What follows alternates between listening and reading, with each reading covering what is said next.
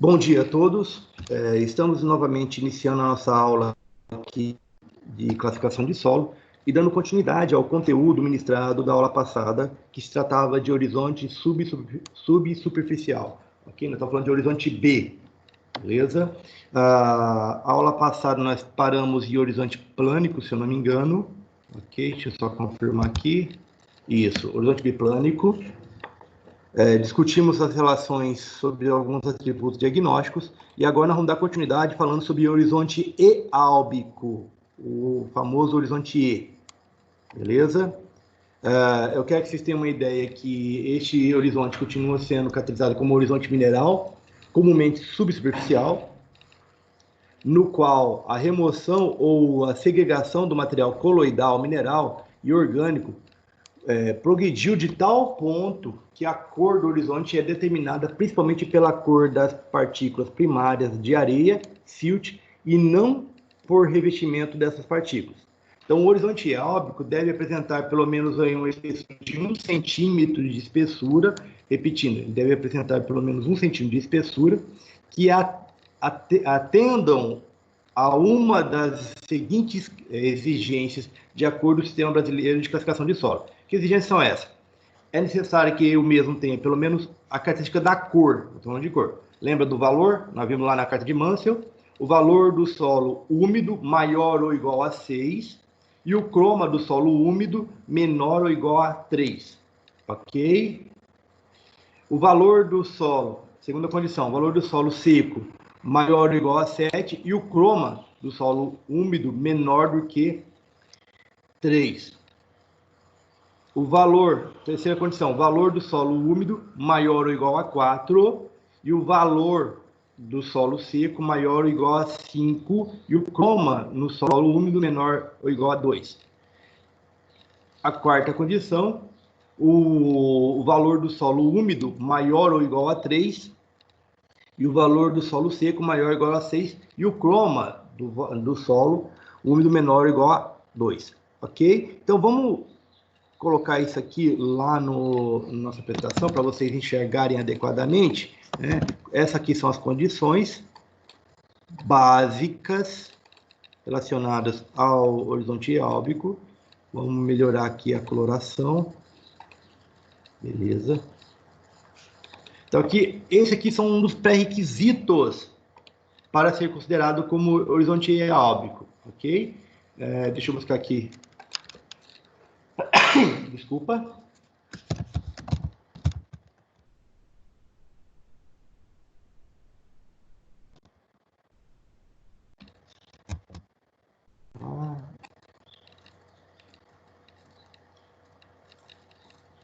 Cadê você? Acho que é... Copiar a imagem. Eu vou buscar uma imagem aqui para vocês terem uma noção do que é. Quem entrou aqui agora? Ok. Vamos lá. Aqui eu tenho uma imagem. Vou colocar na próxima aqui.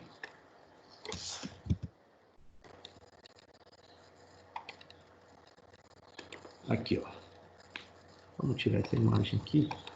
Trabalhar para vocês enxergarem melhor. Eu quero apenas a caracterização do horizonte eálbico.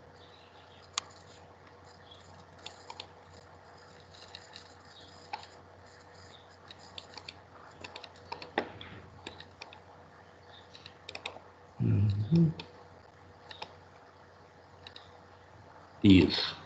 Consegue enxergar bem essa figura aqui? Sim. Beleza. Deixa eu colar ela de novo aqui como JPEG para ficar melhor apresentado.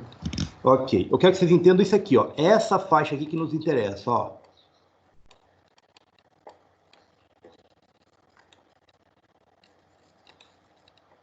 Sem preenchimento.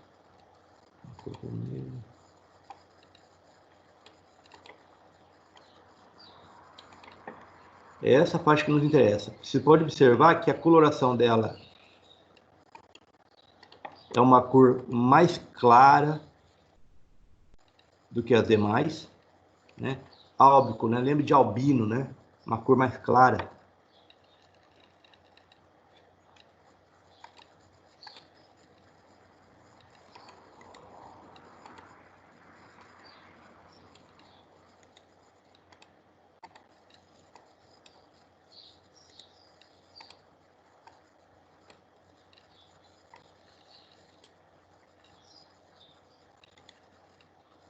Ok? Deu para enxergar aqui? Então, o que caracteriza o horizonte eálbico? Né? Ele caracteriza claramente uma situação interessante do nosso cotidiano, que é o processo de iluviação e eluviação. Né? Então, ou seja, parte do material aqui, ó, ele acaba descendo no perfil, acumulando na parte mais baixa.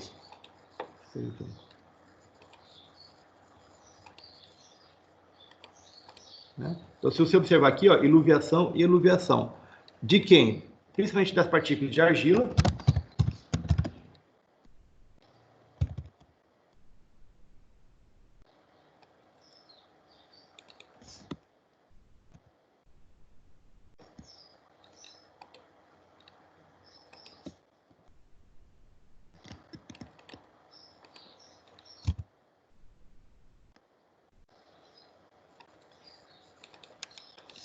Né, que acabam descendo no perfil.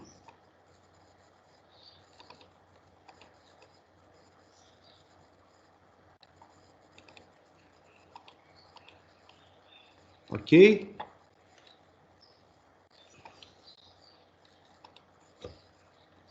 Excluem-se do eálbico horizontes cuja cor clara seja decorrente de calcário finamente dividido, que age como um pigmento branco, bem como camadas arenosas, por exemplo, o horizonte C. Lembrando que nós estamos falando de horizonte, o E especificamente está acima do B, ok? Que satisfaz um critério de cor, mas nas quais não se podem caracterizar um processo pedogênico que leve à remoção do material do solo. O horizonte eálbico, usualmente, precede o horizonte B episódico, B textural, B plânico, horizonte plíntico, horizonte gley, fragipan, ou uma camada impermeável que restringe a percolação da água, mais raramente pode estar na superfície por um truncamento do solo, ok? Quer que vocês entendam o seguinte, este horizonte eálbico, ele vai estar sempre em cima, né, de quem? Do B episódico, do B plânico, entendeu? Por quê? Porque a relação da perca, da translocação dos materiais da parte superior para a parte mais baixa. Pode verificar que nessa situação tende a deixar o ambiente um pouco mais claro, beleza? Seguindo aqui o raciocínio, nós vamos falar sobre o horizonte B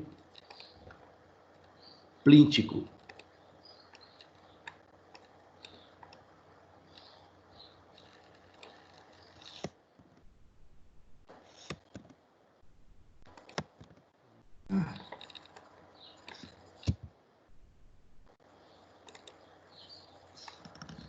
Horizonte B plíntico. Vamos buscar aqui uma configuração para vocês. O que o horizonte B plíntico significa? Né? Ele claramente tem na sua característica implícita nele a presença de óxido de ferro, né? A plintita. Ok, deixa eu achar aqui uma imagem que seja favorável a vocês enxergarem bem. Vamos lá aqui.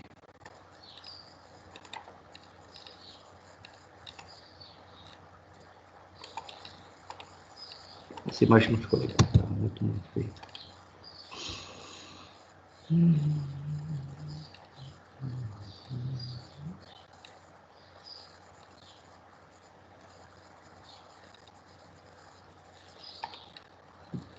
Eu tenho imagem aqui.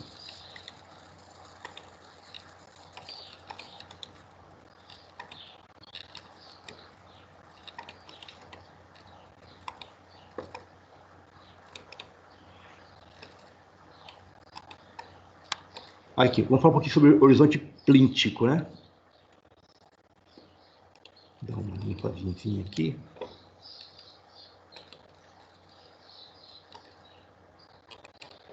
Beleza. Então, o horizonte plíntico caracteriza-se pela presença de plintita que em quantidade igual ou superior a 15% por volume e espessura de pelo menos 15 centímetros. Então, eu quero que vocês entendam que a espessura do perfil, né? A espessura do perfil.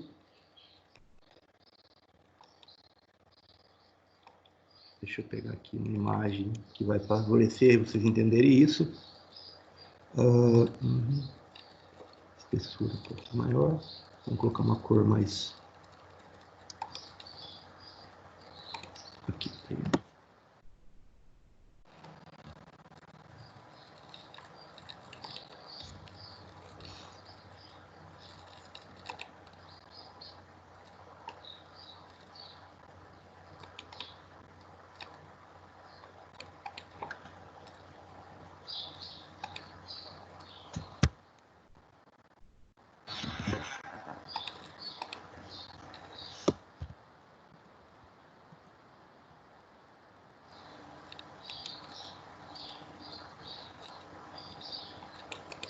Então, a presença ali, ó, tem que ter pelo menos mais 15 centímetros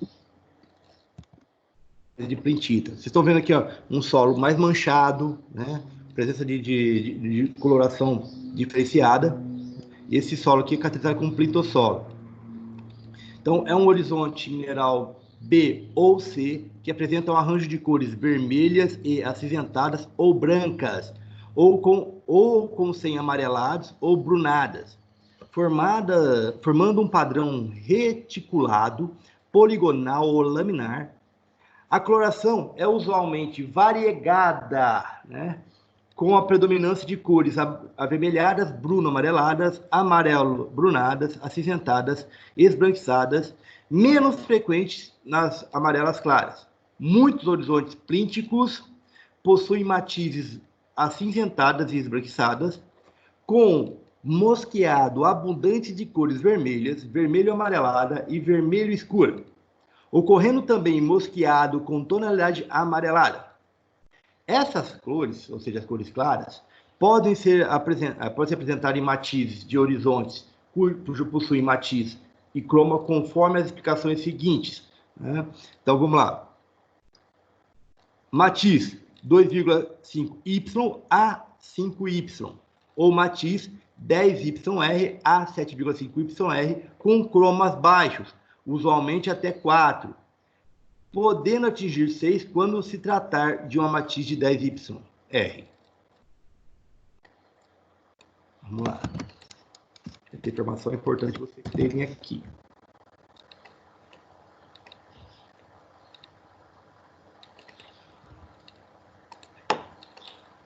Ok? As cores avermelhadas, brunadas, amareladas e esbranquiçadas, que normalmente representam o mosqueado do horizonte e os variegados, apresentam matiz e croma conforme as especificações a seguinte: matiz de 10R a 7,5YR, com cromas altos, usualmente acima de 4, ou matiz 10YR com croma muito alto, normalmente maiores que 6, ou matiz 2,5Y ou 5 a 5Y, ok? Então você observa claramente que as matizes que estão dentro da faixa 10R, o R significa vermelho, são as cores mais avermelhadas. YR são vermelhas amareladas. E o Y, aquelas que são mais amareladas. Então, tem que ter um pouquinho de cuidado com essas características. Ok? Dentro do horizonte plíntico, nós temos que observar também que o horizonte plíntico comumente apresenta argila de atividade baixa, né? O que é argila de atividade baixa? Vamos lembrar?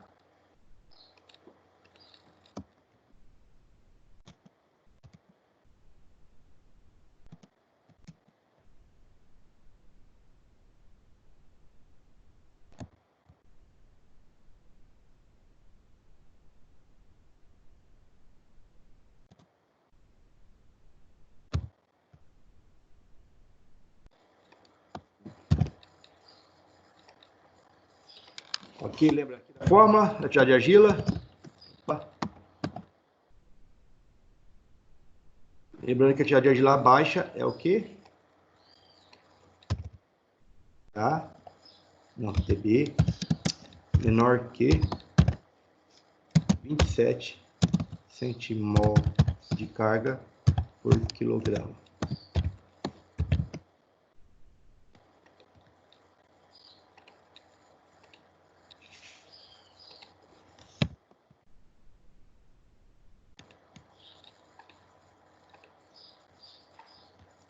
Ok? Então a gente sabe que ele vai apresentar normalmente essas características aqui.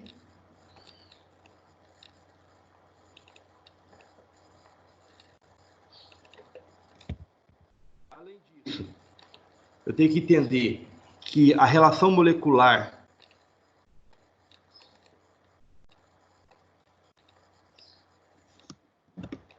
KI varia entre 1,2 a 2,2.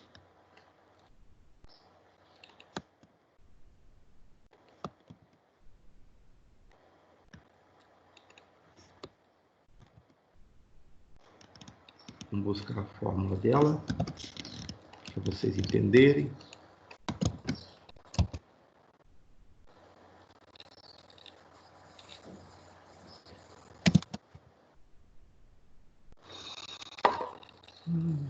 Achei.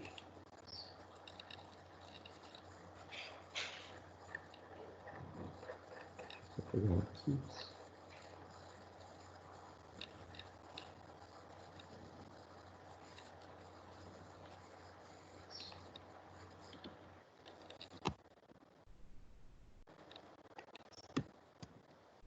A fórmula de KI.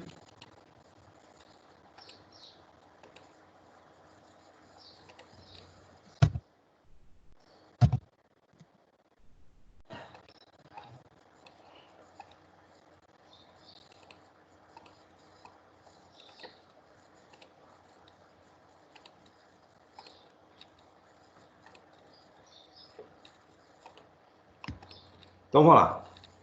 O que é o KI? O KI é um índice de intemperismo do solo, ou seja, é calculado pela relação óxido de sílica dividido pelo óxido de alumínio, multiplicado pelo fator de correção, que é 1,7. Quando menor o valor, significa que o solo é mais intemperizado. Portanto, o índice de KI mede o grau de decomposição da fração de argila presente no solo.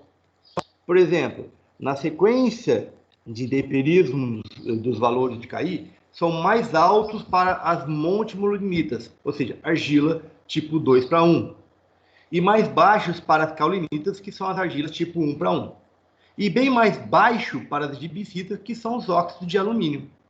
Ok? Então, a gente consegue fazer ali uma delimitação de forma qualitativa, utilizando o KI para definir o tipo de mineral predominante no local devido às suas características de degradação das partículas.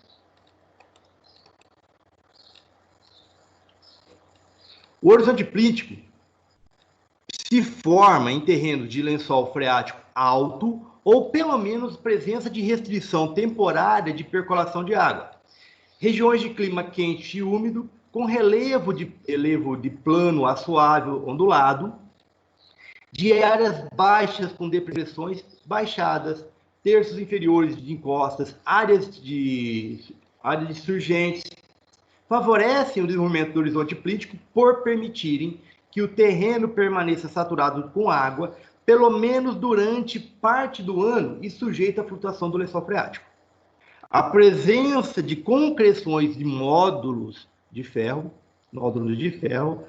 imediatamente acima do horizonte plíntico, pode ser uma comprovação de plintita no perfil, evidenciando, deste modo, uma acentuada influência do processo de umedecimento e secagem na secção. Este processo é acelerado quando o material é exposto em trincheiras, valas ou cortes antigos de estrada. Ok? Então, vamos lá.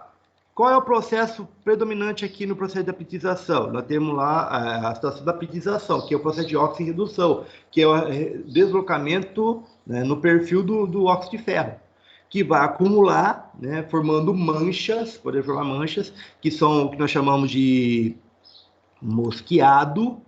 Cadê aqui?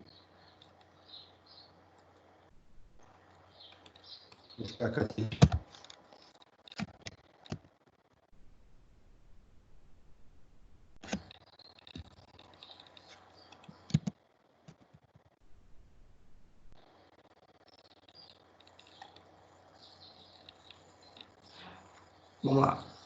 Vou usar aqui uma classificação do Prado, né? O Prado utiliza essa classificação para mosqueado.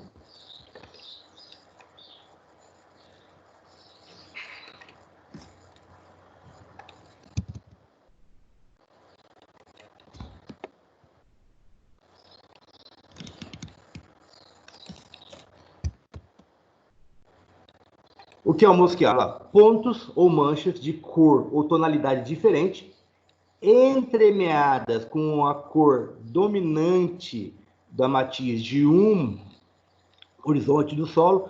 Nos solos onde ocorre oxirredução do ferro, são comuns ocorrências de mosqueado de cor ferruginosa. Né? Deixa eu buscar aqui uma imagem.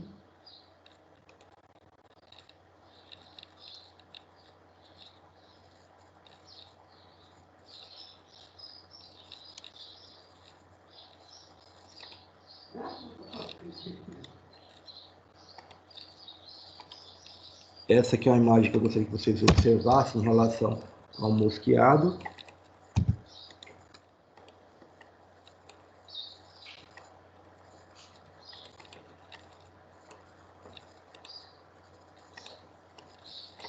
Vou dar ênfase aqui. Então você observa que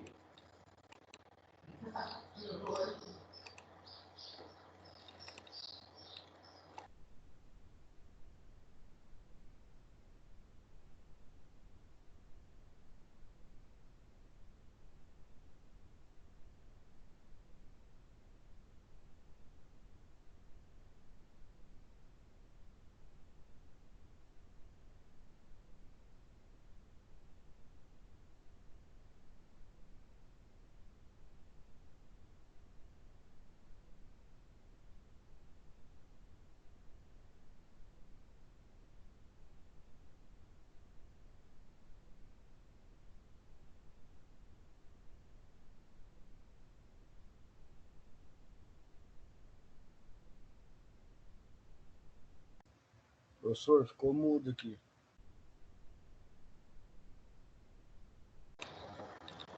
ok.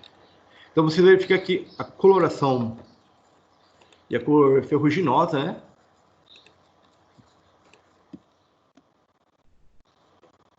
É muito comum nesse tipo de ambiente.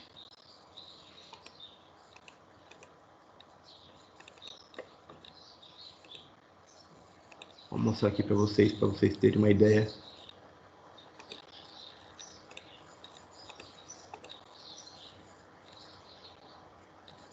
Aqui, uma cor. Ok? Consegue enxergar aí? Sim.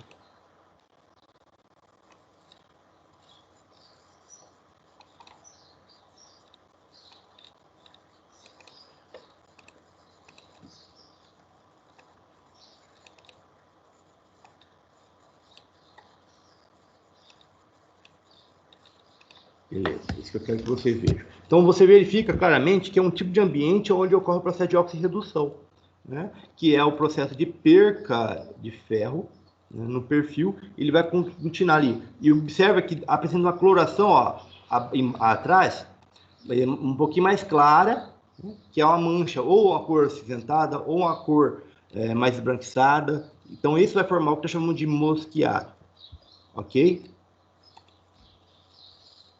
Deixa eu buscar aqui uma outra informação importante para vocês entenderem aqui.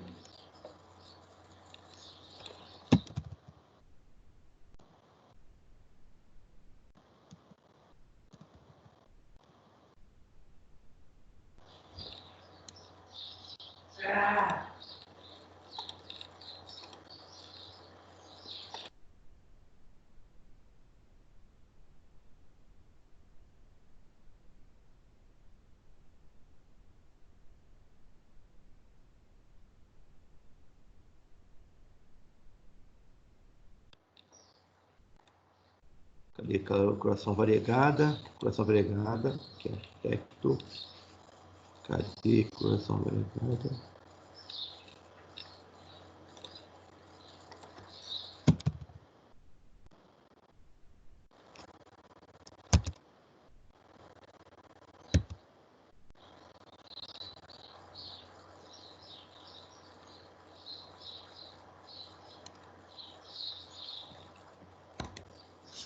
Essa aqui é uma outra imagem do próprio Prado, também, okay? Que trata sobre coloração variegada.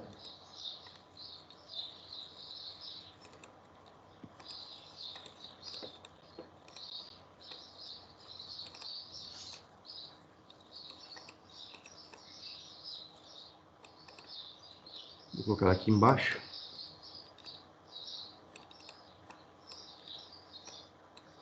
O que é coloração variegada? Há uma variação de cor ali, ou seja, ela reflete, também ajuda a refletir o que nós chamamos de drenagem interna do solo, originada pelas oscilações do passado, né, passado dos níveis do lençol freático, favorecendo ali um exemplo de gromose de citros, né? Parece uma característica ali de mancha, exigindo uma troca, portanto,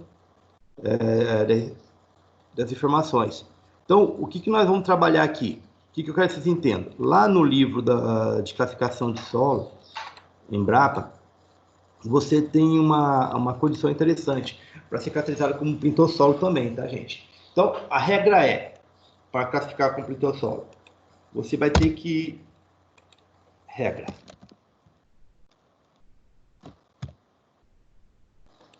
A regra básica é consultar o livro de classificação de solo, Embrapa. Esse não tem como, até mesmo para você ter uma noção e validar essa informação.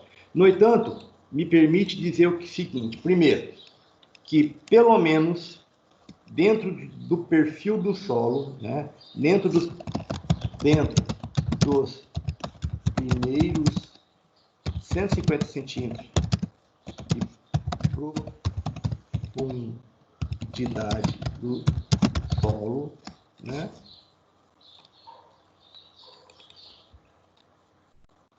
Essa informação é importante para depois lá na frente a gente classificar como plintossolo. Ele vai ter que apresentar a presença de plintita.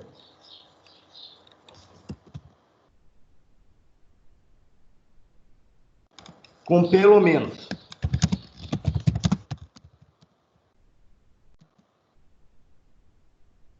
1%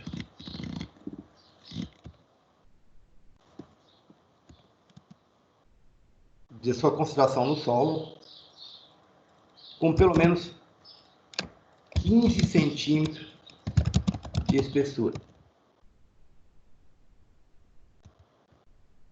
Esse é o mínimo que se espera para ser considerado como plintossolo,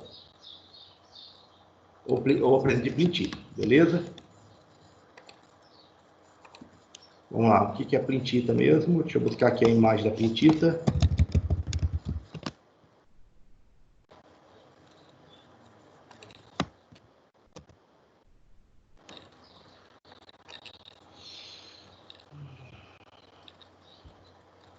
Cadê uma imagem boa?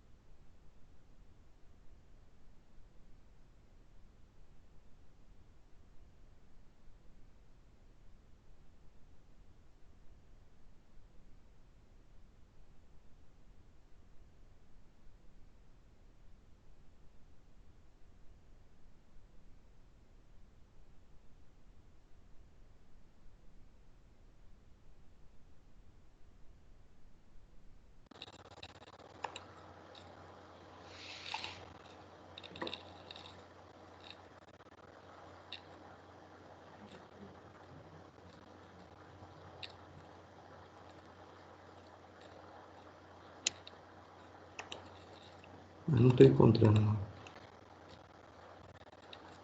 Eu tinha.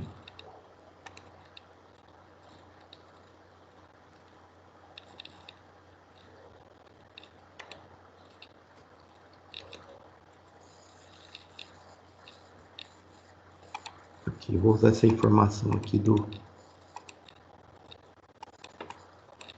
próprio litossolo.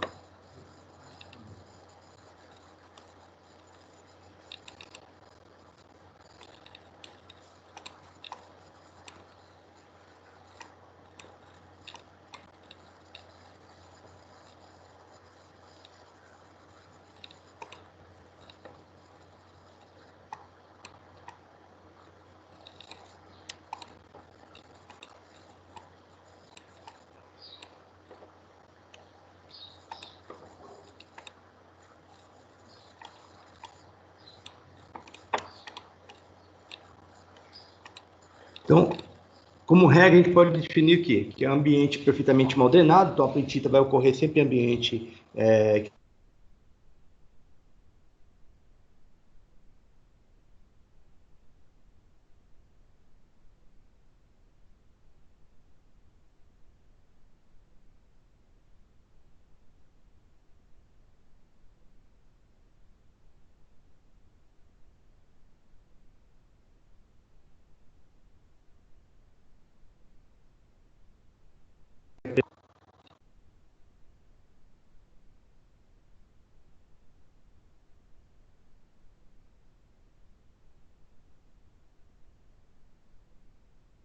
a cor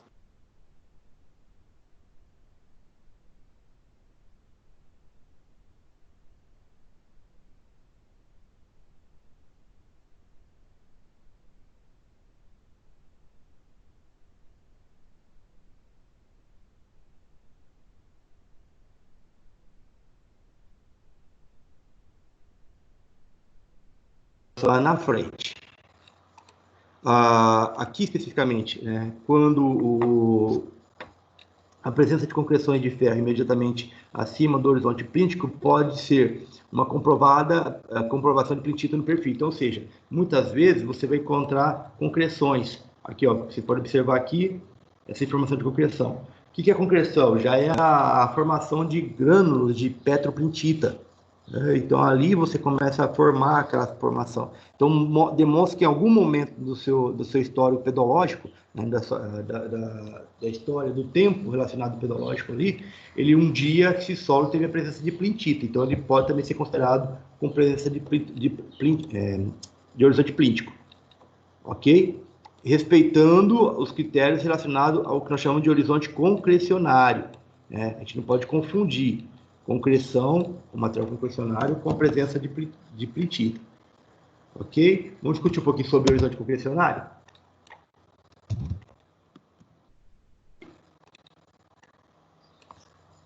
O horizonte concrecionário, né, ele também é uma evolução do processo lá. Então, eu vou ter que entender que é constituído pelo menos 50% ou mais por seu volume de material grosseiro, com predomínio de petroplintita, né, tipo nódulos e concreções de ferro, ok?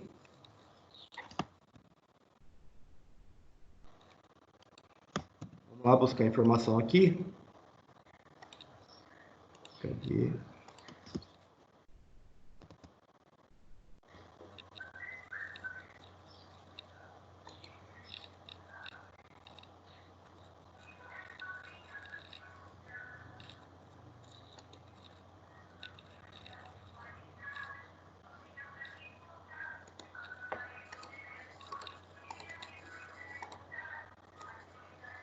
Aqui dá para vocês enxergarem fragmentação de petroplintita, né? Além disso, as concreções. Cadê que eu tinha uma imagem bonita agora? Estou aqui vendo.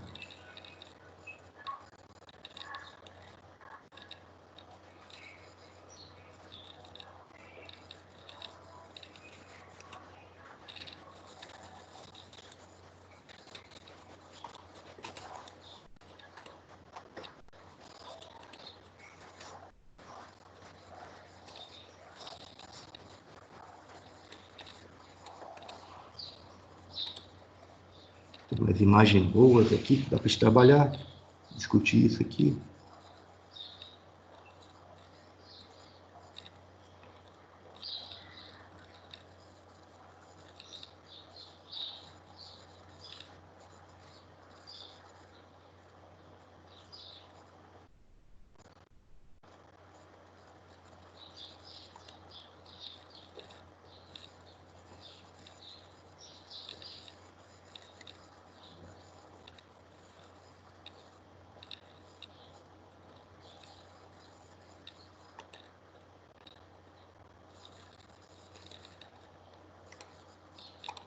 Que acho que isso aqui tá o suficiente de brincar aqui, para a gente poder explicar melhor para vocês.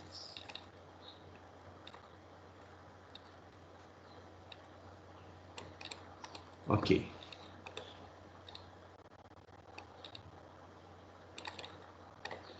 Dá para vocês observarem que dentro do perfil você tem essas características aqui de material que pode ser definido como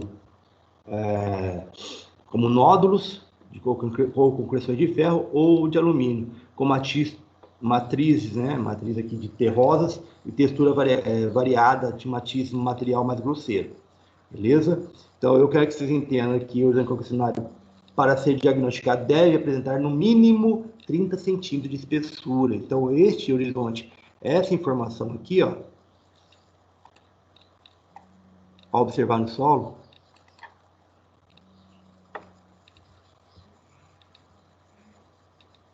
observando o solo, tem que ter pelo menos 30 centímetros de espessura, ou seja maior que 30 centímetros.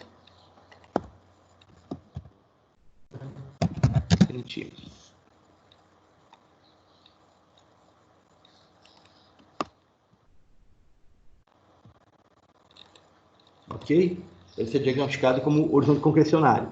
Menor que isso, ele não se enquadra nessa característica.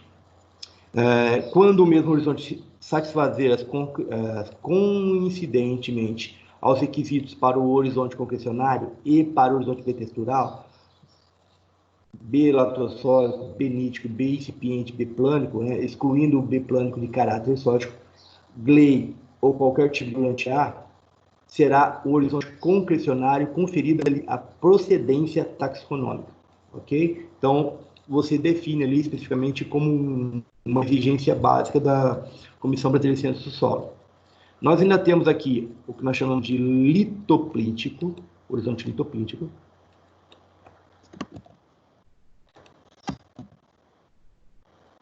Vamos seguir aqui a sequência.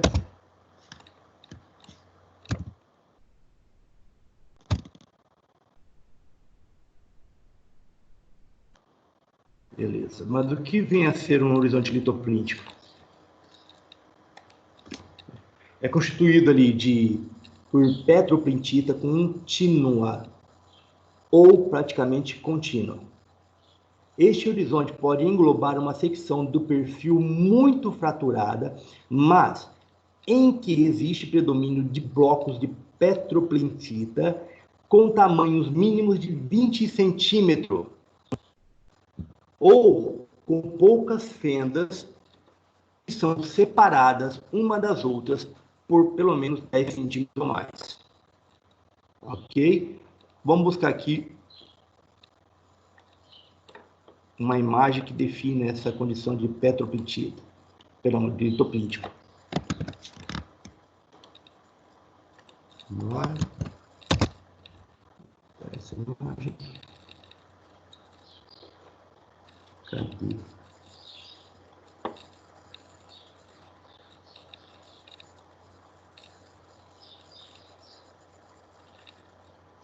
Cadê?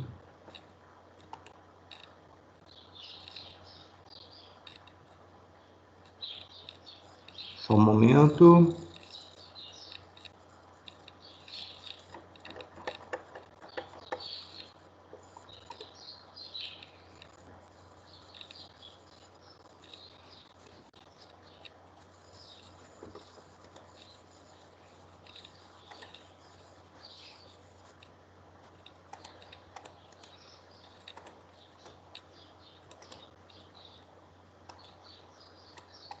Olha essa coisa interessante, né?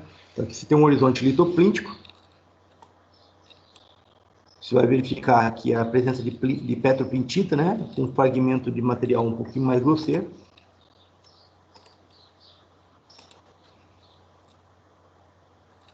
Ok? A espessura pelo menos com 10 centímetros de profundidade.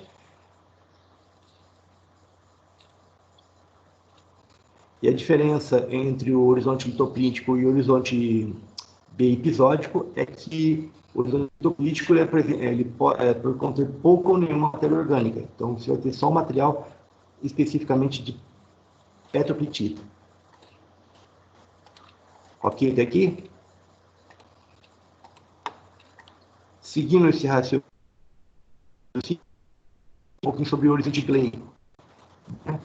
Que também trata-se de um horizonte de tomocas com características específicas de solo mal drenado.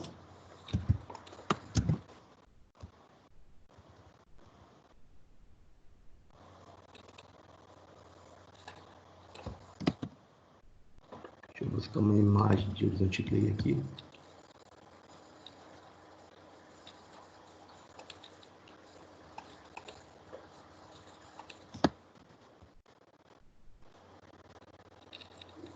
Imagem bacana.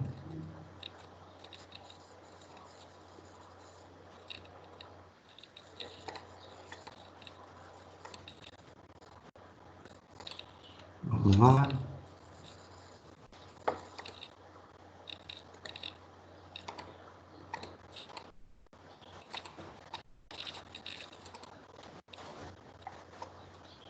Eu tenho que verificar o conjunto de horizonte Clay. Qual é a situação marcante que eu preciso levar em consideração para ser considerado como horizonte Clay, né? Então vamos lá discutir ponto a ponto com vocês. Então, primeiramente, eu tenho que entender que ele é um horizonte mineral subsuperficial ou eventualmente superficial, com uma espessura de 15 centímetros ou mais, caracterizado por redução de ferro e prevalência do estado reduzido, no todo ou em parte, devido principalmente à água estagnada, ou seja, um solo claramente descrito como de muito mal drenado. Ok? Precisa ter água ali estagnada ali por um período longo de tempo. Com evidência por cores neutras, né? O que são cores neutras?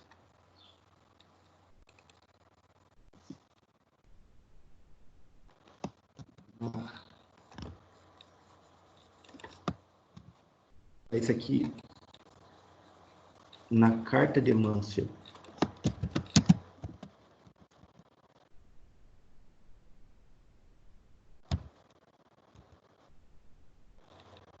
Cadê minha imagem? Escolhi.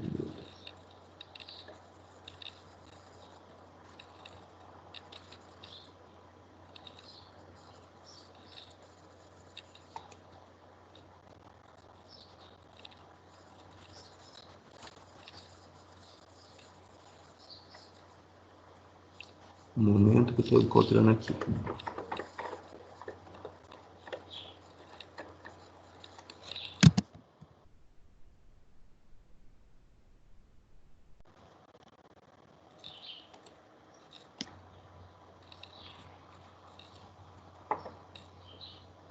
Não vou chamar. Vou pegar minha carta e bater foto.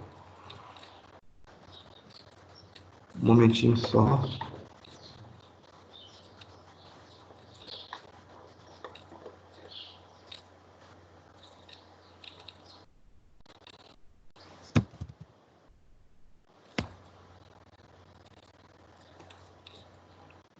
Achei.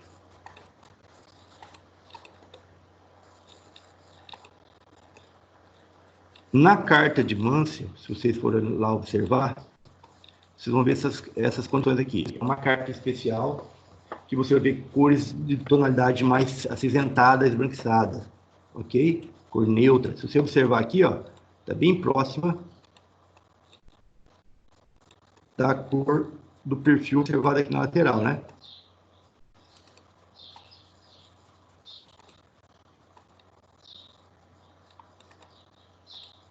Isso aqui são o que nós chamamos de cores neutras. Claramente observado no perfil, quando a gente faz a análise especificamente, observa que a carta, né, tá dentro dessa faixa aqui, ó.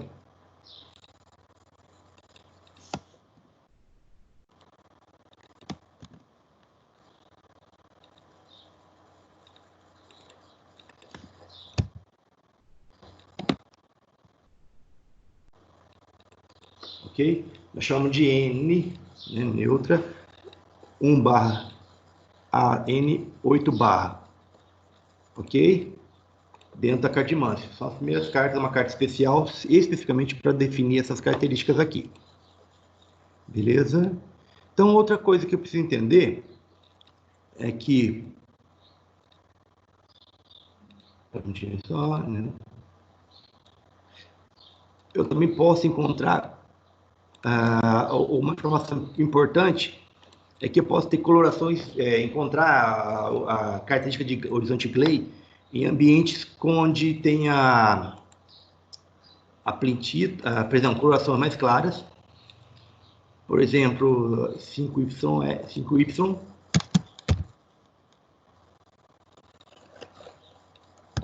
colorações mais claras. Deixa eu ver se eu encontro aqui.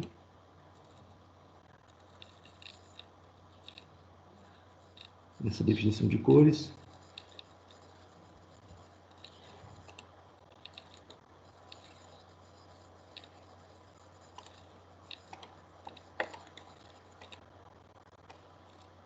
Essa definição de cores nós estudamos lá em Gênesis, utilizando-se como referência o livro Manual de Edafologia do Solo, do autor Kiel, né, 1979. Aqui tem uma variação de cores, né, que vai de cor cinza, a matiza mais amarelada, né, você vai vendo parte de fragmentação dessas cores neutras, ok? Na carta de Mansion, especificamente, quando eu observo a carta 5Y, deixa eu ver se eu encontro ela aqui. Nossa, achei 10R, 7,5Y.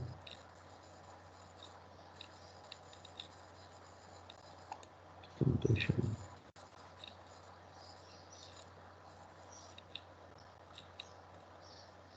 Só um minutinho.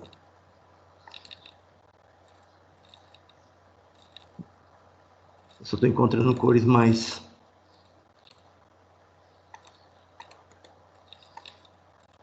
Eu só encontrei a carta de Mansion aqui do 7YR e do 10YR, mas eu queria que você entendesse que essa coloração é importante, se ela, principalmente quando está no Y e principalmente quando ela se encontra com valores muito baixos, ok? Principalmente quando são muito próximos aqui da última fileira e o croma menor que 1, ou 1, né? Então, ou seja, são caracteristicamente definições de ambiente de oxirredução. Vou tirar isso aqui. Aqui.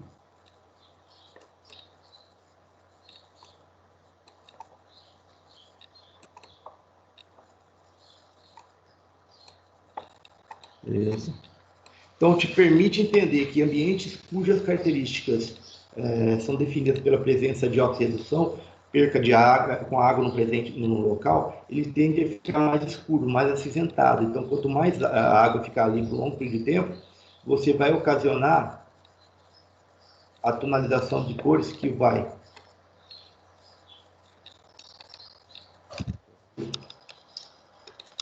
Vou corrigir isso aqui.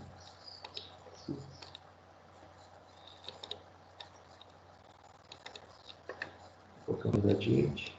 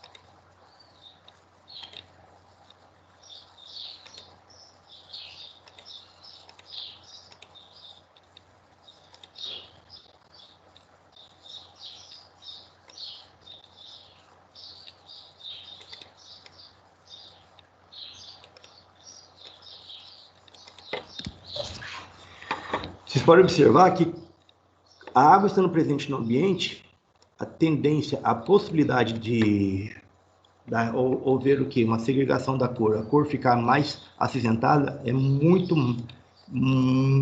evidente. Então, uma coisa que eu quero que vocês entendam aqui é o seguinte: a cor, ela pode ser utilizada como uma característica, uma caracterização qualitativa da drenagem do solo.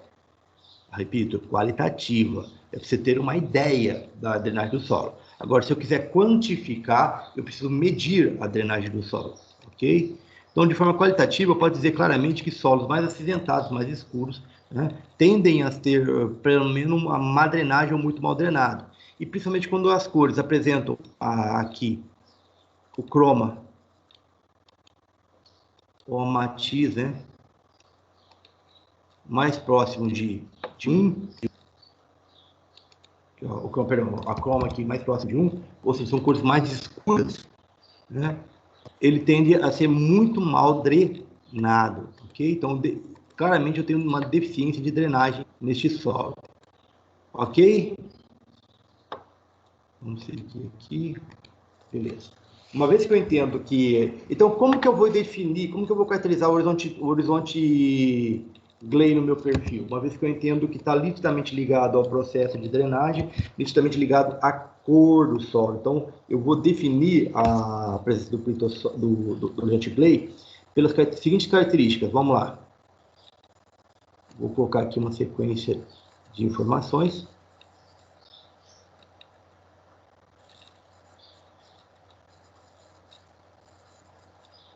Que momento.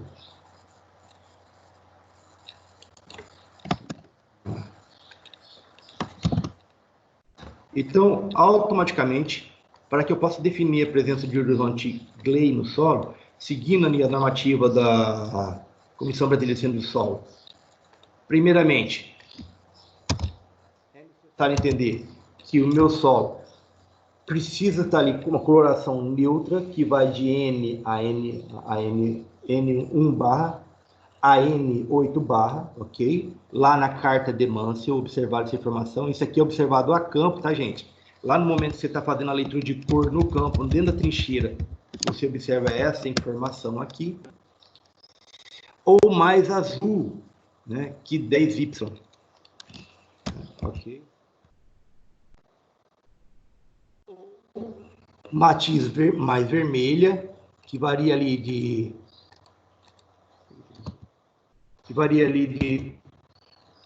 5YR, com valores maiores ou iguais a 4.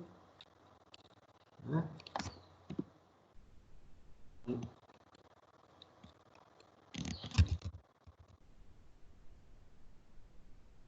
Fica isso aqui. Vamos inserir aqui.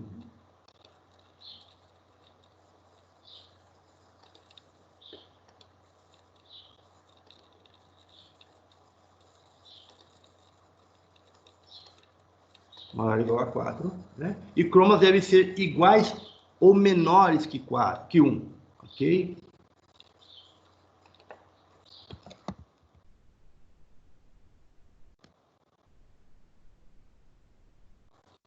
Vou de novo.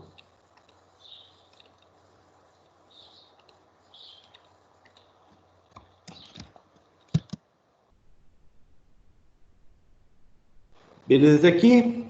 Então lá. Então eu sei que cores neutras, se eu olhei no perfil, eu tenho ali uma faixa do solo que apresenta colorações acinzentadas, que na leitura da carta de Mansell eu defini que ela se enquadrava ali como N, 1 barra até N barra 8, podendo ali estar caracterizado como até cores 10Y, porém com croma mais claro, né? mais escuro, perdão, que vai lá dentro próximo de 1. Lembrando aqui a informação que eu passei para vocês, né? Olha lá, ó, o croma aqui embaixo, igual ou menor que 1. Matiz, né? 5YR, com mais amarelado, e valores maiores ou iguais, a 4. Novamente, aqui essa mesma informação. Né?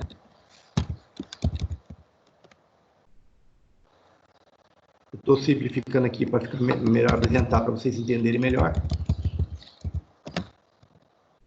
Ok? Cromas devem ser menores ou iguais a 2.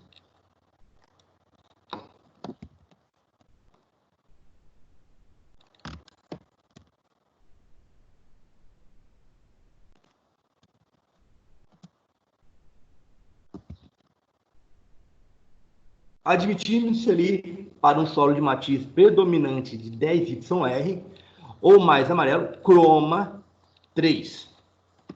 Você vê aqui, ele fala claramente croma 3. Ok? Vou botar aqui.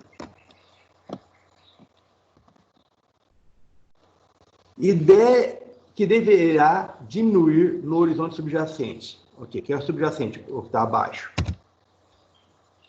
Para todas as matizes, quaisquer valores do croma podem ser menores ou igual a 2.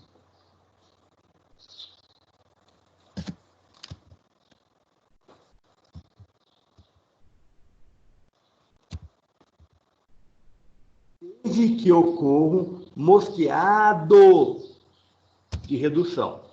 Ok? Quais são as características? Coloração variegada, repetindo, coloração variegada.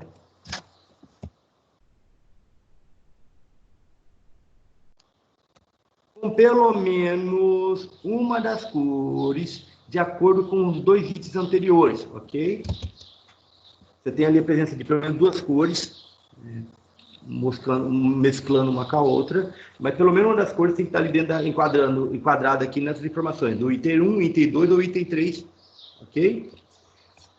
Tem que ter a presença de ferro reduzido indicada em teste realizado no campo pela cor desenvolvida mediante aplicação de indicadores químicos, como a cor azul escura, desenvolvida pelo ferricianato de potássio a 1% em solução aquosa, ou cor vermelhada intensa desenvolvida pelo alfa. Okay? Então, essa é uma técnica que se faz a campo, utilizando-se uma metodologia de campo, para verificar se enquadra. Que se enquadra nessas características. Se enquadrou nessas características ali, fantástico, existe ali um horizonte Gley. Okay? Em qualquer dos casos, as cores do matiz neutra, azulado, avermelhado ou de croma 3 ou menos variam no seu matiz com a secagem da exposição do material ao ar. Okay?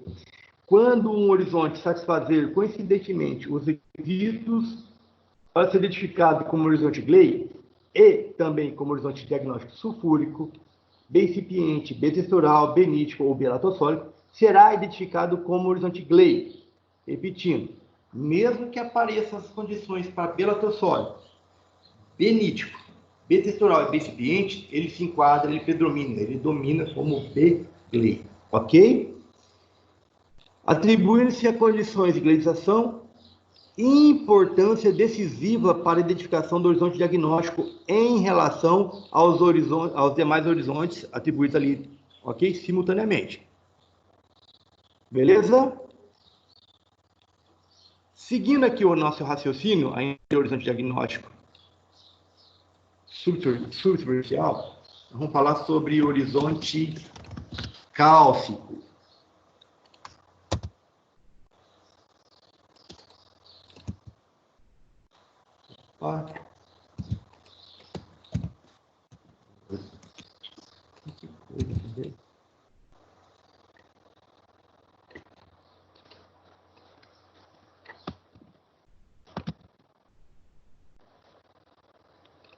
Ok.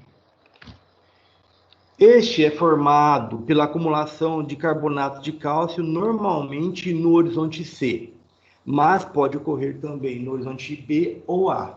O horizonte cálcico apresenta espessura de pelo menos 15 centímetros ou mais e é enriquecido com carbonato de cálcio secundário contendo pelo menos 150 gramas por quilograma ou mais de carbonato de cálcio equivalente.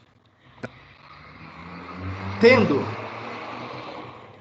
o mínimo de 50 gramas por quilograma ou mais de carbonato no horizonte ou camada subjacente. Ok? Então, eu vou olhar ali dentro, vou olhar o carbonato de cálcio.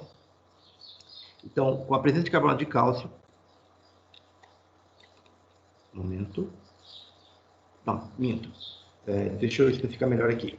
A espessura, pelo menos 15 centímetros.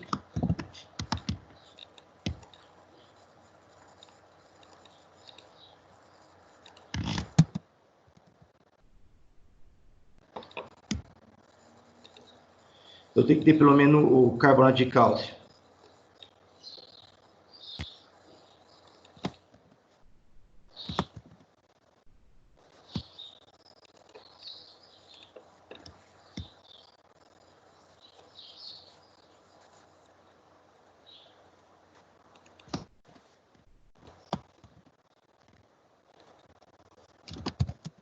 ...150 gramas por quilograma.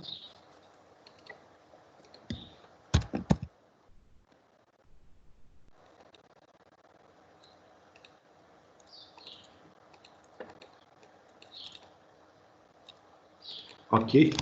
Lembrando que, mesmo identificando aqui 150 gramas por quilograma, eu tenho que entender que no horizonte subjacente, ou seja, naquele abaixo, tem que ter pelo menos 50 gramas por quilograma.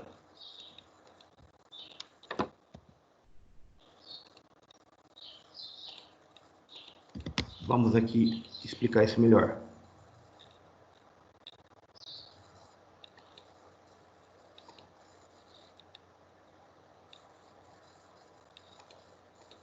Isso aqui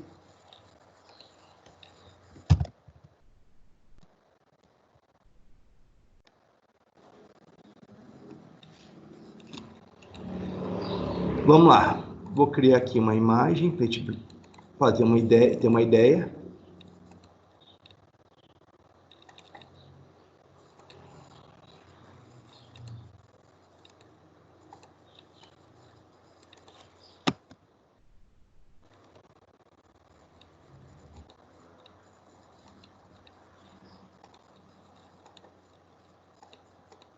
Ok? Digamos hipoteticamente que o horizonte aqui eu tenha pelo menos 180 gramas por quilograma. O horizonte abaixo aqui, para ele ser considerado, para que esse ambiente seja considerado como horizonte cálcico, eu tenho que ter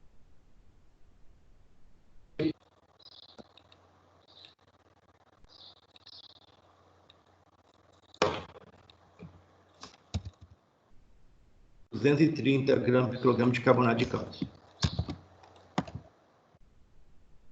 Ok? Então, horizonte subjacente.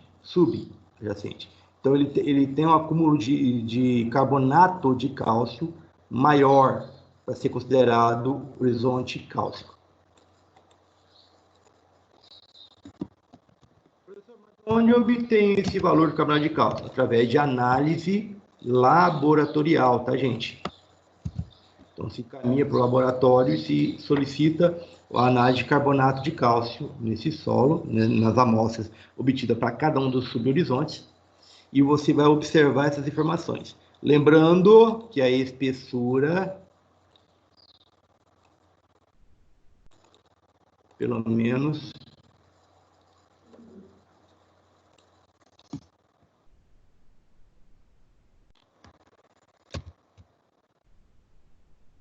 maior que 15.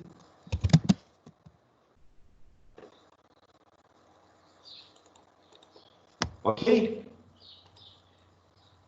Porém, se o último requisito é expresso em volume, se o carbonato secundário do horizonte cálcio ocorre com cascalho, né, tendo presença de cascalho, como concreções ou forma pulverulenta, se tal horizonte cálcio está sobre um mármore, marga ou outro material altamente cálcico, né, repetindo, se ele estiver sobre se ele estiver sobre o mármore, o marga ou outros materiais altamente cálcicos, deve se apresentar pelo menos 400 gramas por quilograma ou mais de carbonato de cálcio equivalente à porcentagem de carbonato, não necessita descrever em profundidade, entendeu? Então, ele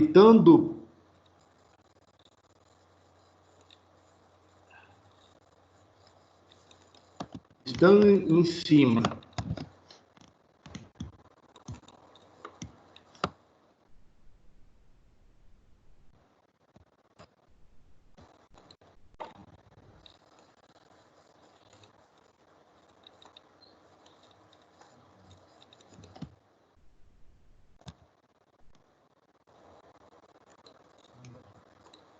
em cima de qualquer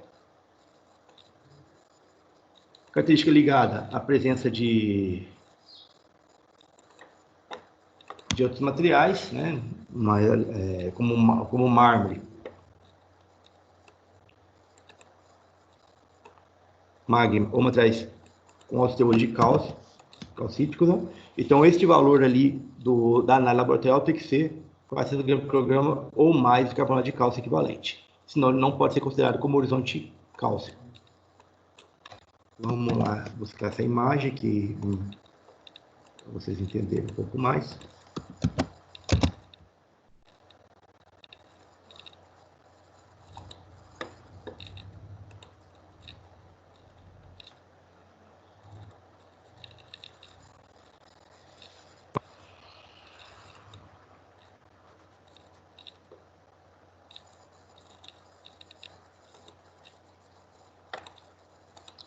Vou usar para vocês aqui essa imagem.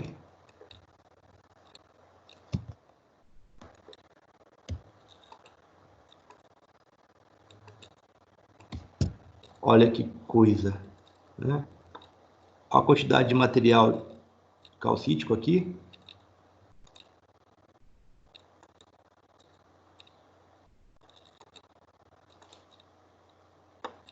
Já dá para perceber que a concentração de óxido de carbonato de cálcio é muito elevada, né, permitindo ali ter informações claras da presença de carbonato de cálcio. Então, você vai coletar uma amostra e vai solicitar ao laboratório que seja aplicado. Olha que coisa bacana, se você pegar aqui qualquer material de ácido, né, suco de limão, por exemplo, as coisas, jogar em cima desse fragmento, ele vai começar a borbulhar. Porque o carbonato ele vai ter uma reação em relação ao material ácido, você já tem uma ideia se tem presença ou não. Aí você vai confirmar encaminhando para o laboratório. Ok? Até aqui. Seguindo esse raciocínio, né, vamos falar um pouquinho sobre petrocálcico. Anteriormente nós falamos de horizonte cálcico. Agora, e o horizonte petrocálcico? Petro vem de pedra, né? Onde é aquele material mais endurecido.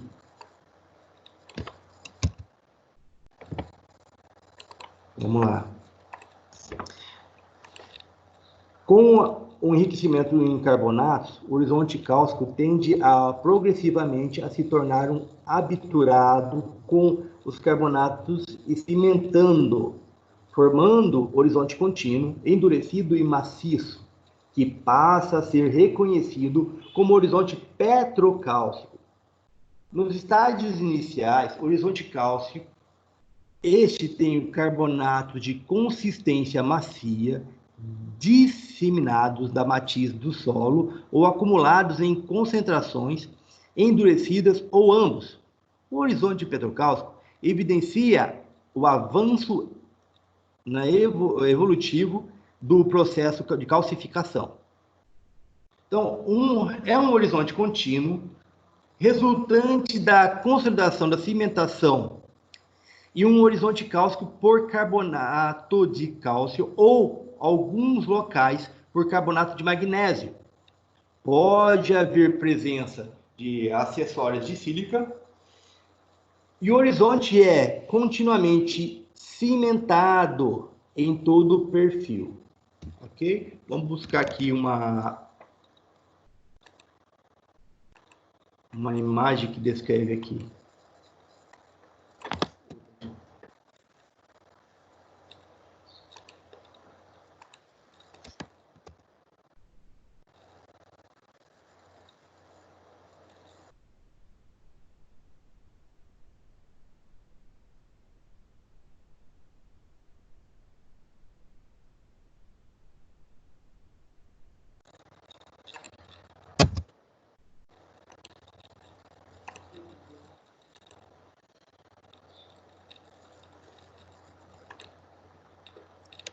Vamos lá.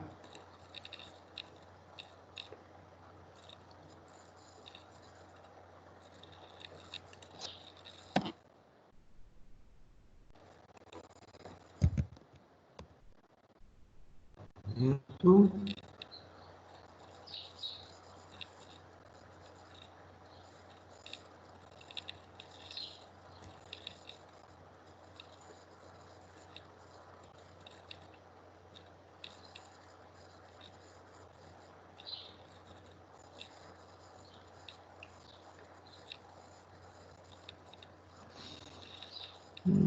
Não estou encontrando.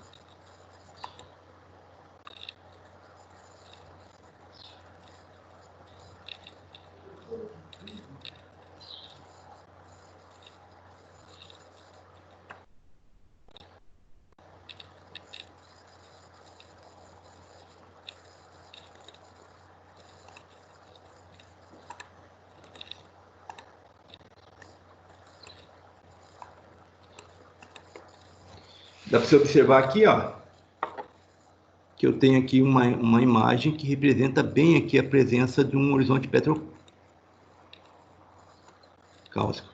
Né?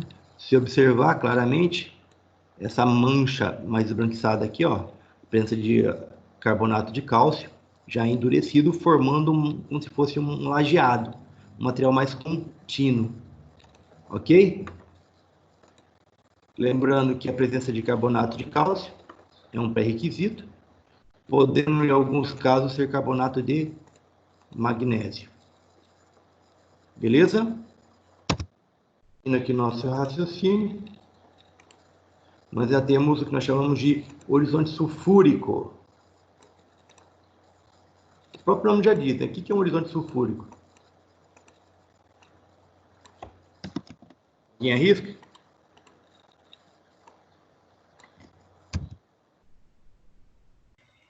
Um horizonte ácido, não sei. Exatamente. Horizonte ácido. Como que a gente caracteriza a acidez? Como que a gente caracteriza a acidez? pH? pH. Fantástico.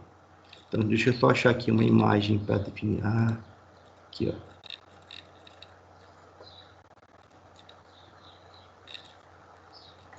Aqui apareceu situações. Eu quero... Só um momentinho só, estou procurando uma imagem aqui que fala sobre o horizonte sulfúrico. Mas o pH normalmente é um pH ácido, um pH muito baixo. Vamos lá. O horizonte sulfúrico, pessoal, tem que ter pelo menos aí, ter 15 centímetros ou mais de espessura. É composto de material mineral ou orgânico, cujo pH medido em água, em relação a 1 para 2,5, solo-água, é de 3,5 ou menor. Ok? Então, pH,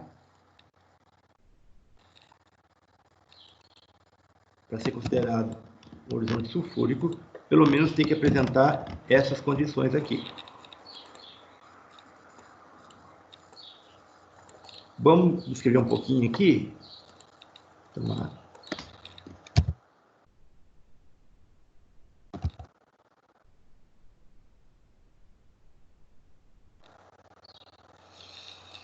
Vamos buscar uma imagem do que se refere essa situação.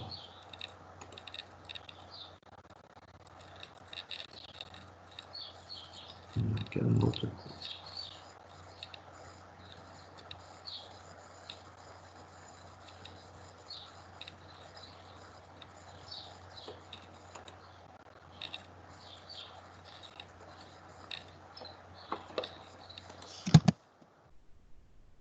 Vou buscar essa imagem aqui para a gente...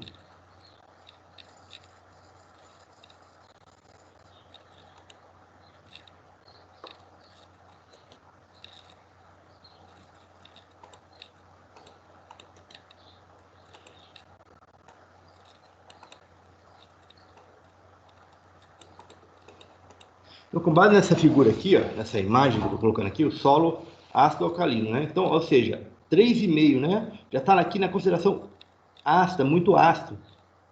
Então, o que vai acontecer aqui? Esse é um tipo de ambiente claramente inapropriado para qualquer tipo de atividade agrícola, especificamente por quê? Porque o seu solo ele está num ambiente totalmente inadequado, né?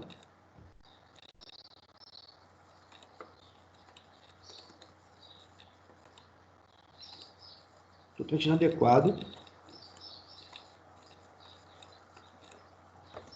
Um momento, deixa eu melhorar essa imagem aqui.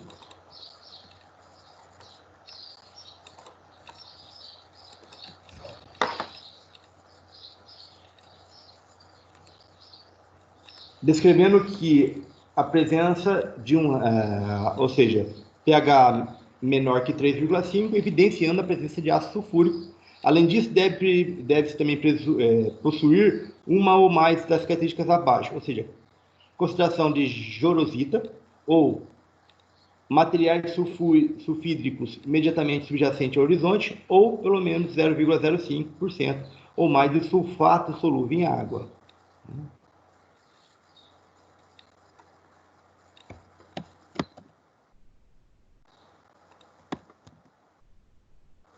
No caso, uma grande carga de calcário não dava uma amenizada nesse pH? O que vai acontecer é o seguinte, deixa eu te explicar claramente. Professor, se eu fizer usar uma metodologia aqui, trabalhando, usando a calagem, ótimo. A calagem, um dos primeiros requisitos dela é alterar o quê? O pH. Beleza.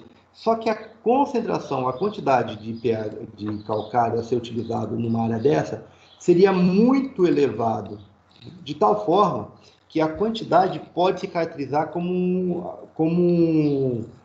por mais que eu queira elevar o pH ali para próximo da faixa de 6 a 7 ali, que é uma acidez fraca, para que a planta que eu tenho interesse desenvolva, eu vou criar um ambiente especificamente um pouquinho complicado. Por quê? Porque ali é um ambiente normalmente também fluxo de água e presença de matéria orgânica. E o que vai acontecer? Eu vou fazer a correção agora com alta concentração de calcário, e lembrando que quem faz o veneno é a dose. Então, às vezes, eu posso estar melhorando a condição do pH, mas estou alterando outras condições que seriam favoráveis ao desenvolvimento da cultura, que, dessa maneira, transformaria o ambiente totalmente inapropriado para a agricultura. Entendeu? Então, está amenizando outros tipos de nutrientes, né? Eu vou estar, assim, essa tomada de decisão eu vou estar simplesmente alterando, principalmente micro, né? Então, os micronutrientes, essas coisas dentro, existe a grande probabilidade de não estar sendo. Então eu vou causar outros danos. Então, esse é o tipo de ambiente, bem claramente, que apresenta uma limitação agrícola que claramente descreve a necessidade de você deixar aquele ambiente do quê? Da forma natural. Entendeu? Como a natureza se encontra. Ou seja, uma área de reserva permanente. Entendeu a lógica? Porque não adianta você ficar investindo, porque o custo vai ser muito elevado e a probabilidade do dano ambiental ainda ser ainda muito maior. Ok? Porque no caso você vai melhorar em uma coisa, vai piorar nas outras e não vai mudar nada. Então. Exatamente. Por quê? Porque nós estamos falando da pedogênese, nós estamos falando daquilo que está nitidamente ligado à pedogenética do solo. Por mais que, mas aí, porque é o seguinte, são áreas pequenas, não são áreas muito grandes que tem esse bicho. Normalmente está ali ligado por exemplo, olha a situação bem clara, né? É um horizonte sulfúrico, forma-se pela oxidação de materiais minerais ou orgânicos ricos em sulfetos como resultado da drenagem mais comumente artificial, ou seja, são ambientes hidromórficos, já está ali numa condição presente de hidromorfismo, que já é uma limitação agrícola, né? Então, qual que é a cultura que a gente sabe que trabalha, que dá para trabalhar com água, debaixo da água? É o arroz. Mas até o arroz, para ser plantado, primeiro se planta num canteiro e depois se replanta na área alagada. Ok? No entanto, se você faz a drenagem, você corre o risco desse ambiente ficar sulfídrico, né, com ácido sulfúrico. Tal horizonte apresenta condições de acidez altamente tóxicas para a maioria das plantas. Também pode tornar-se um dos locais onde materiais sulfídricos tenham sido expostos com o resultado de mineração na superfície, construção de estradas, drenagem e outras operações de movimento de terra. Então, normalmente são pequenas áreas, são pequenas manchas. E sendo pequenas manchas, não compensa você criar mexer nesse tipo de ambiente, porque ela vai te causar ainda outros problemas muito mais sérios. Ok? Tranquilo. Seguindo aqui o raciocínio, vamos lá para o horizonte vértico.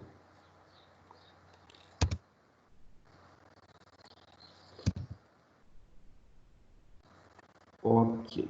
Horizonte vértico. Vamos lá. É um horizonte mineral subsuperficial que, devido à expansão e contração de argila, né, entra água no ambiente, expande. A água sai do ambiente, comprime. Então, fica nesse processo de umedecimento e secagem por um longo período de tempo. Apresenta feições dipedológicas típicas, que são superfícies de fricção, ou seja, os link sides. Professor, o que são os link sides? Está lá em atributo diagnóstico, né? Nós estudamos isso aí anteriormente, descrevendo suas características específicas, né? E eu preciso que você entenda que a quantidade para ser definida como vértico, né, caráter vértico, é quantidade do mínimo comum ou unidade de estruturas cuneiformes e ou paralelepípedicas, né? Segundo o Santos et al. 2015, ou seja, segundo o Manual de Coleta de Solo, que vocês já tiveram o prazer de fazer a leitura, cujo eixo longitudinal está inclinado com pelo menos 15 graus ou mais em relação ao plano horizontal. O que significa isso? São fissuras no solo, ou seja, rachaduras,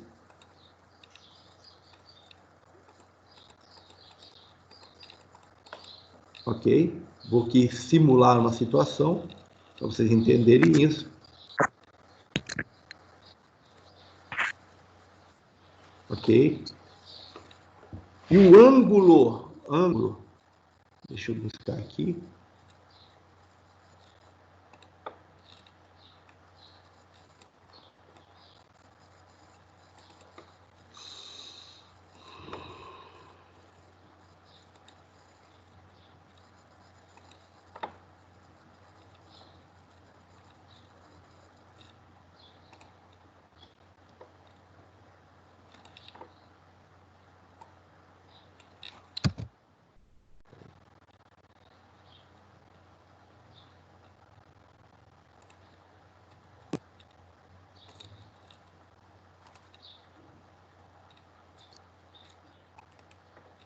Só para vocês entenderem.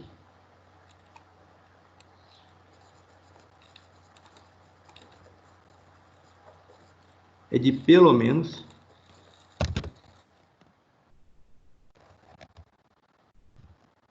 10 graus.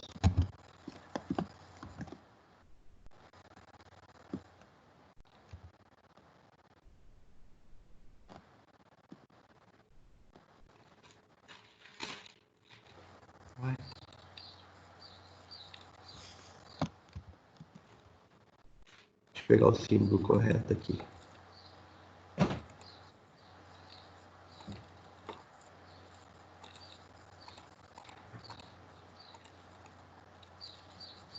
Ok? Então, essas espessuras aqui, gente, vai estar dentro do perfil. Deixa eu pegar aqui uma imagem que eu já usei perfil.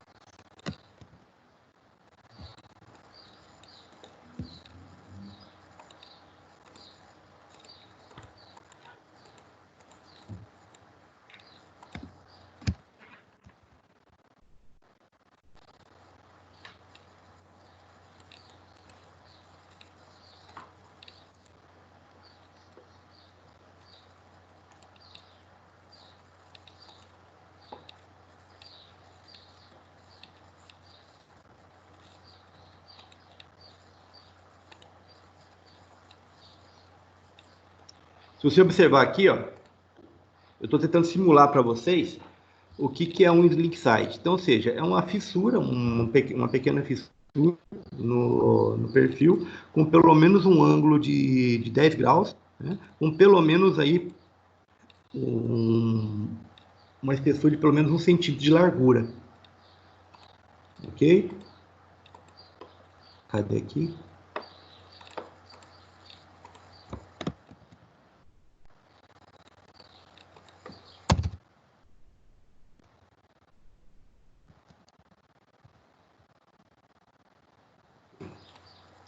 Esse 1 centímetro de largura é a espessura da fissura, tá, gente?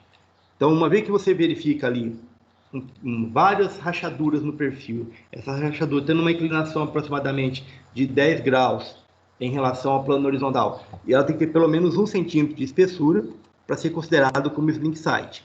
E agora, para ser considerado como horizonte vértico, eu preciso que a quantidade dessas fissuras, dessas fendas, né, cujo eixo longitudinal está inclinado ali a 10 graus, ou mais em relação ao plano horizontal, e fendas em algum período mais seco do ano com pelo menos 15 centímetros, ok? Vou buscar aqui para vocês a relação de slink side. Aqui uma imagem para vocês entenderem o que vem a ser isso diretamente. Eu tenho uma imagem interessante. Ah, achei. Copiar a imagem. Isso aqui, ó. Tá vendo aqui, ó? Se você observar aqui, ó, isso aqui é uma superfície de fricção. Essa parte mais acinzentada aqui, ó, uma parte mais brilhosa, mas parece que foi comprimido, mas isso é um processo natural, tá? Ele é formado pelo processo de umedecimento e secagem e acaba formando pela própria atrito entre as partículas, começa a gerar isso. E quando ele começa a observar, ó, você observa que está cheio de rachadura. Essas rachaduras aqui, ó, é o que nós estamos definindo aqui, essas condições aqui, que vai favorecer a presença de horizonte vértico.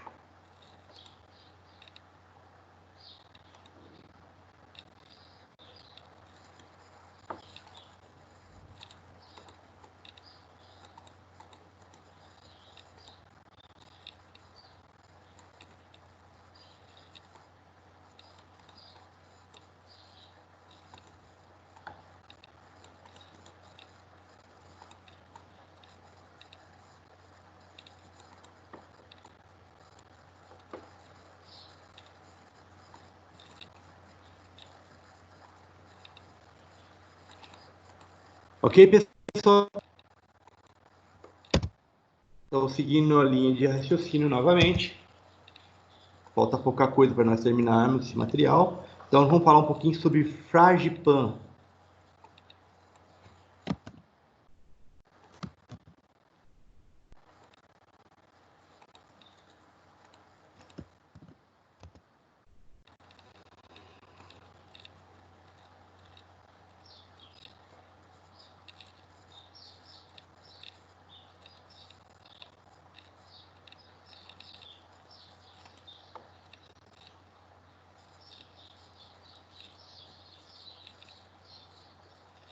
Não estou encontrando aqui.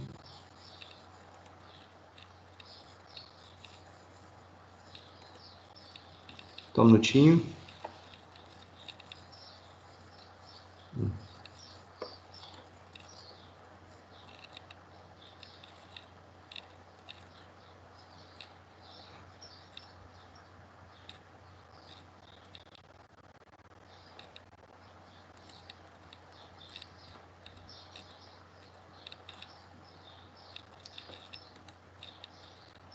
Não estou encontrando. Eu tinha essa imagem, não tem mais.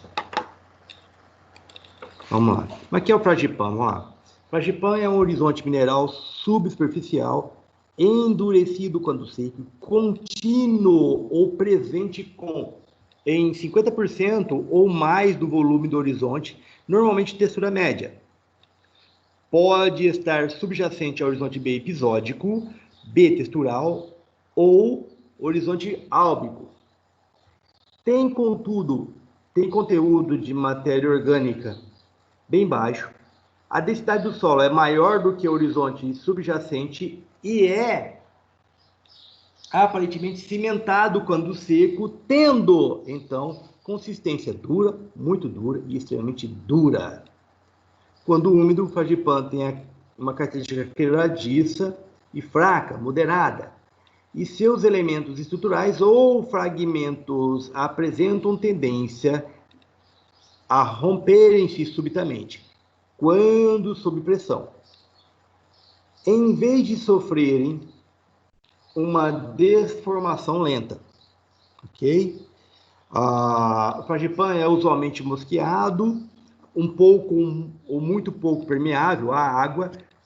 Quando é de textura média ou muito argilosa, o fragipan normalmente apresenta partes esbranquiçadas, ambiente de redução, em torno do poliedro ou prisma, os quais se distanciam ali aproximadamente em torno de 10 centímetros ou mais, no sentido, formando ali um arranjo poligonal grosseiro.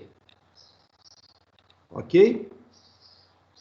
E por fim, o nosso último horizonte superficial, de acordo com a Comissão Brasileira de Ciências do Solo, nós chamamos de Duripan, que também é um horizonte mineral subsuperficial, cimentado, constituído do presente pelo menos 50% ou mais do volume de outro horizonte com grau variável de cimentação porfírica e podendo ainda conter óxido de ferro e carbonato de cálcio.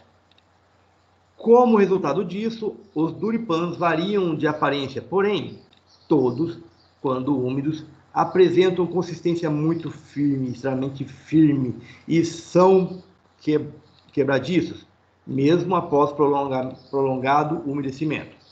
Ok? Então lá, é um horizonte no qual a cimentação é... Deixa eu usar essa informação aqui, eu vou pegar lá no material para vocês. É importante entender isso.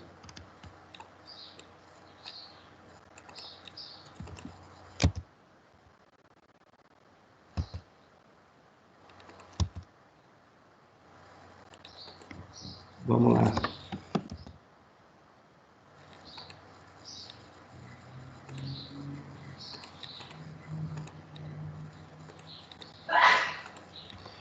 Lá. É um horizonte ao qual a cimentação é suficientemente forte, ou seja, de tal forma que o mesmo vai ficar muito duro, extremamente duro, mesmo úmido. Repetindo, mesmo úmido.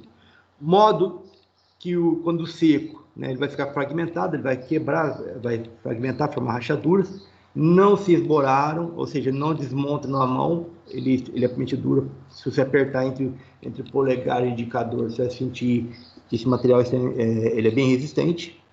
O revestimento de sílica presente em alguns poros e algumas faces estruturais são insolúveis em solução de ácido clorídrico, mesmo durante o prolongado tempo de saturação. Então, ou seja, este solo, mesmo com umedecido, por um período de tempo, se a água tende ali a deixar o solo um pouco mais solto, mais frouxo, mais fácil de quebrar, né? Ele mesmo nessa condição, ele ainda continua duro, extremamente duro, e mesmo você colocando ácido clorídrico por um período de tempo, ele ainda continua duro. Mas são solúveis em solução de concentração de KOH, né? Ou adição alternada de ácido e alcalino. Continuando, a cimentação não é destruída em mais da metade de qualquer capeamento laminar que possa estar presente ou em algum outro horizonte contínuo ou imbricado, quando o material do solo é saturado com ácido, mas é completamente destruída pela solução de concentração aquecida, repetindo, aquecida de KOH por tratamento único ou alternado com ácido. E as raízes e a água não penetram na parte cimentada, a não ser ao longo das fraturas verticais que distanciam-se de pelo menos 10 centímetros ou mais. Ok até aqui? Pessoal, aqui nós terminamos a discussão sobre horizonte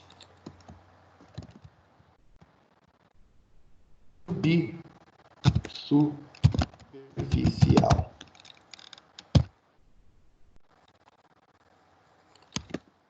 Então, todas essas características aqui, ó, elas estão devidamente apresentadas lá no livro de classificação de solo da Embrapa 2018, okay? Que é o livro atual que nós estamos utilizando como referência.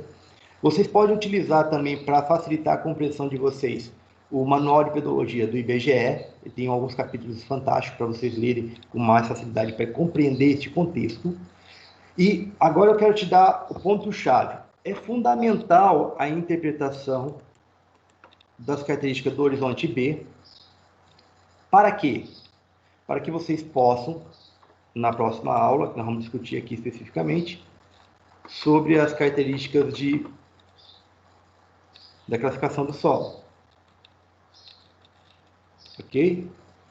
Então, o modelo de classificação de solo, que nós vamos discutir na próxima aula, trabalha-se em cima da chave de classificação, que é organizada em 6 níveis categóricos, e 4 dos primeiros níveis são denominados de ordem, subordem, grandes grupos e subgrupos. Né? Vou usar aqui essa informação.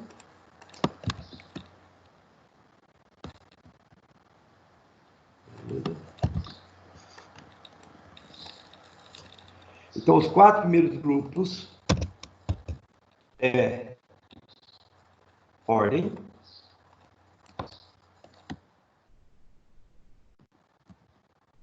subordem,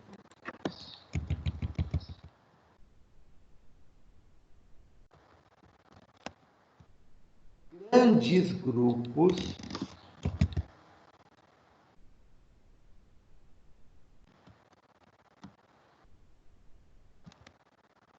e subgrupos.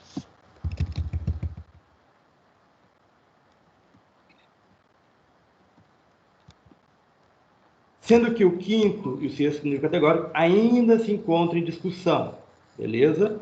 Na realidade,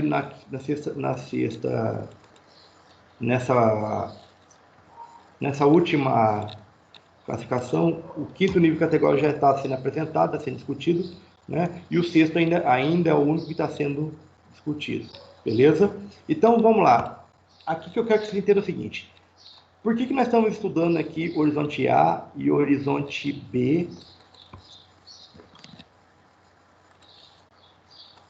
Os atributos diagnósticos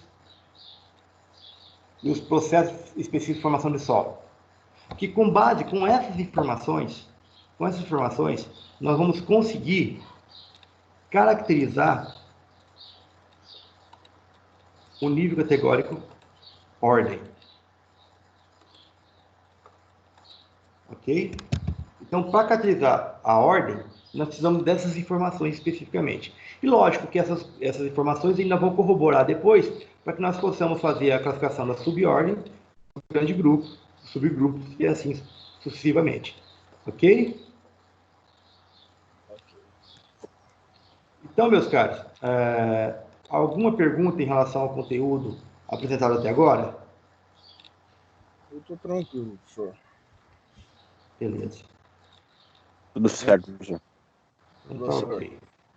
Pode falar? Tem um ex-aluno querendo falar com você.